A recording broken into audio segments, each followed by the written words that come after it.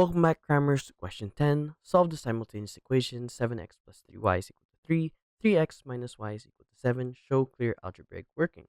When working with simultaneous equations, we can either use substitution method or sum method. Since these equations are pretty small, we can use substitution method. For that, we have to isolate one of the variables. Here I'm going to choose y since it's a lot easier. Y is equal to 3x minus 7. And we substitute that here into the first equation. So let's write that out. 7x plus 3, 3x minus 7 is equal to 3. 7x plus 3 times 3 is 9. 9x. 3 times negative 7 is negative 21 is equal to 3.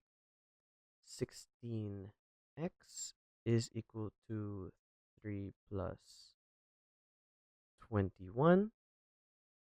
16x is equal to 24. And if we divide both sides by 16, x should be equal to 3 over 2. Now that we have x, we simply substitute it into the original equation.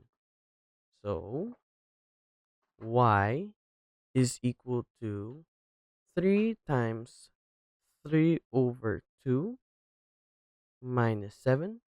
Y is equal to 9 by 2 minus 7. And y is equal to 9 by 2. We can rewrite 7 as 14 over 2. 14 over 2. And y is equal to negative 5 by 2. Negative 5 by 2. And that is our final answer. Thanks for watching. Cram, then scram.